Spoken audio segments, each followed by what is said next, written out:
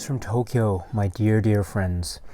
This is Daisuke, and I hope you are all doing very well today. On Sunday, August 25th at 6 a.m. Tokyo time, so this coming Sunday, we will be having our next live stream film club, where I will have the great honor and pleasure of discussing with you this film, Wim Wenders' Paris, Texas. Paris, Texas. So this is Sunday, August 25th, 2019, 6 a.m. Tokyo time. So I hope you are able to join us. It should be a very interesting conversation. I know that there are a lot of people who are great fans and admirers of this very interesting work. So hopefully I can see you there.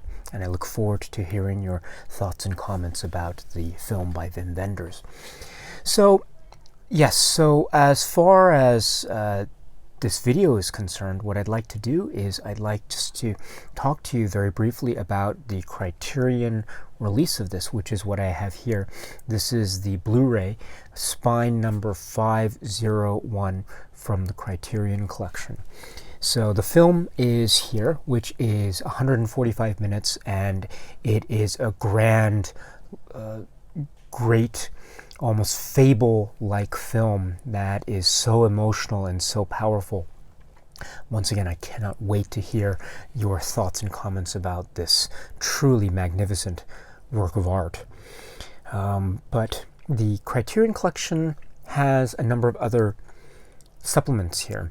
So first of which is the audio commentary by Wim Wenders. It is a really great commentary track. He goes into much details about specifics of the production and also certain elements under which the story grew and evolved and the film organically came to be. So a lot of decisions that he made that led to specific choices, certain towns that were visited, certain settings that were employed, certain lines of dialogue that were used, etc., etc.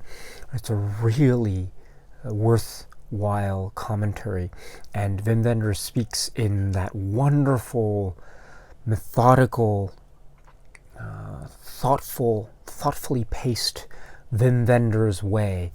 So it's just a joy to listen to, and once again, he has so many nuggets of great pieces of information about the making of this film. It's highly worth checking out. So if you have a chance before the live stream, please check out the audio commentary. And of course, regardless of the live stream, the commentary is certainly worth listening to. Of course. So it's highly recommended. And then there is an interview with Wenders in German, and so it's talking about the film and certain details of the film in this video interview that he gives. Again, very insightful, very interesting. And then there is an excerpt, or there are excerpts from a 1990 documentary, and it's given the title The Road to Paris, Texas. And there are a number of interviews from cast members, from crew, and from other Wim Wenders friends and associates about Wim Wenders and about Paris, Texas in particular. So this is also a very insightful series of interviews that are given and shown on the Criterion discs. So again, highly worth it, and very packed filled with information. Then there are new interviews that are of the filmmakers Alison Anders and Claire Denis, each of which have a specific connection with this film and with Wim Wenders. And so to hear these two filmmakers speak about their own personal experiences with this film and how they ended up becoming connected with the work, very fascinating. And each brings certain stories that are told.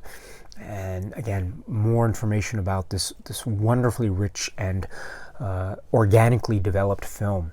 So really great, worthwhile interviews from Alison Anders and Claire Denis.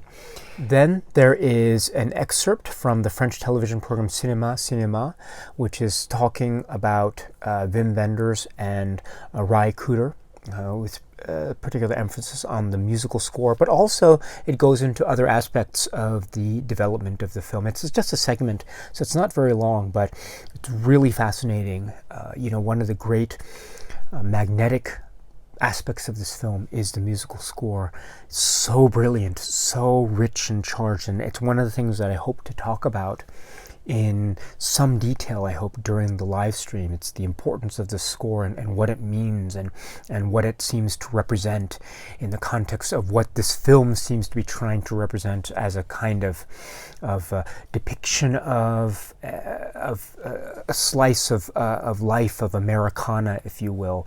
And it's at once trying to be authentic, but also trying to be a kind of like a respectful homage, if you will, towards the American culture and Western and Dust Bowl America and the America of the 1930s, but somehow lost to history, but it's never really lost because it's ingrained in the very culture and the fabric and the soil and the buildings and the air and the lifeblood of the American landscape that is depicted in this film. So there's a lot going on here, and the music is certainly part of that. So to get at least a glimpse of this in this short segment is really quite valuable, in my opinion. So it's really great to see. So this is a segment of Cinéma, which is included on the Criterion release. And then there's a set of deleted scenes, and also there is the Super 8 footage. There's a segment in this film that deals with Super 8 footage and the characters watching Super 8 footage of some key footage. So that's made available in a separate supplement. But there are also deleted scenes, and going back to the audio commentary by Wenders that is also available on the Criterion disc, Wenders also talks along the way about how certain scenes were excised or deleted from the final cut, and he makes references to those, and most of which are then appearing on this deleted scene segment of the supplements. Some of these scenes are really, really great, and they show further insight into the characterizations of these particular memorable characters. And in particular, Harry Dean Stanton's performance. There's a particular scene where he's talking about the character's mother, and he's talking with Walt in the middle of the desert after they've driven off, or after Harry Dean Stanton's character has driven off into sort of a pocket of the desert, and he's sitting on a broken down truck, and he's talking about his memories of his mother. It's a really poignant scene, and it's just an example of how these deleted scenes further cast more light on the characterizations and the interactions between these people, these human beings, that show, again, a further richness and nuance.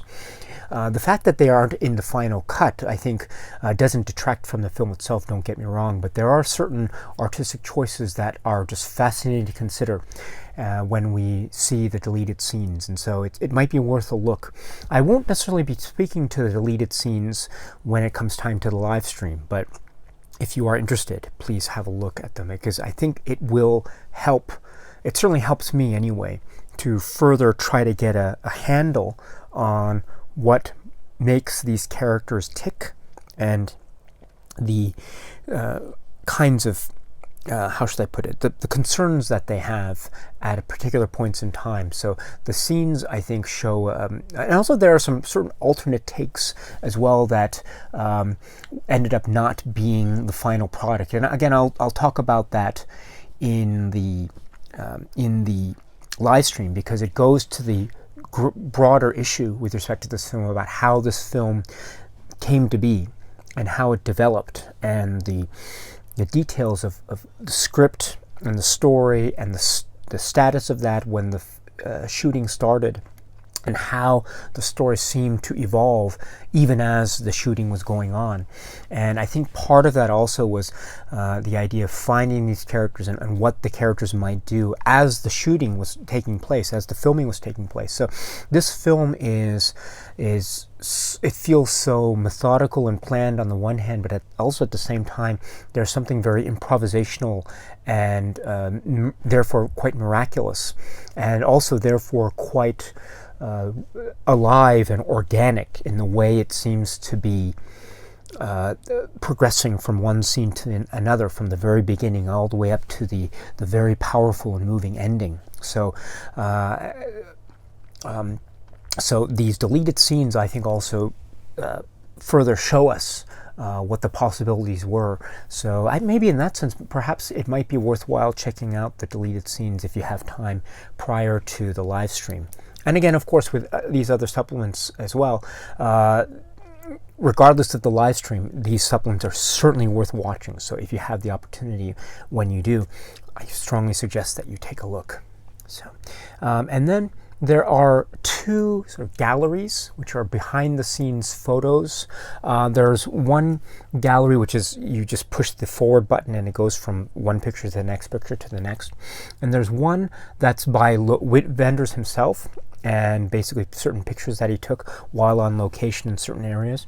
And then there's another gallery by Robin Holland, and I love this gallery for two reasons. One, because the pictures are so picturesque and really beautiful, and also there is a really lovely anecdote that is given with respect to the cameraman, Robbie Mueller. And so it's worth checking out the gallery just to get to that particular anecdote. And it's really short. It's only about 3 lines, so it's not a very long anecdote, no, but it's such a charming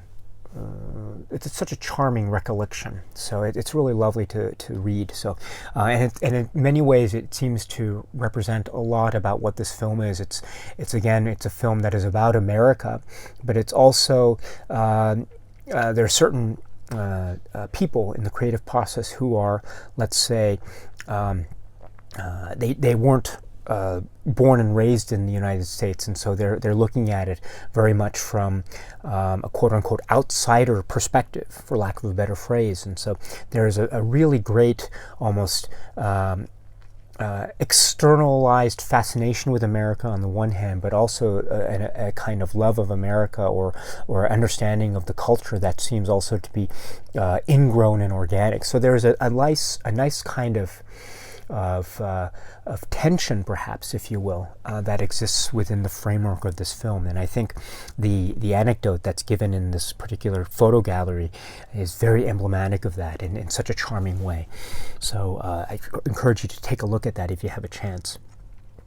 And then there is the theatrical trailer, plus the booklet featuring an essay by film critic Nick Roddick and interviews with Harry Dean Stanton, writer Sam Shepard, and actors Natasha Kinski and Dean Stockwell, and excerpts from Wenders' book of photos written in the West.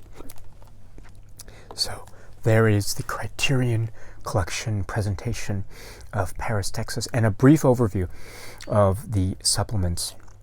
So once again, my friends, this film will be the topic of conversation at the next live stream film club, which is scheduled to take place Sunday, August 25th, 2019 at 6 a.m. Tokyo time. I look forward to seeing you there. If you have the time, it would be really nice to see you and to talk with you in real time, as it were, about this really, really great film, Paris, Texas.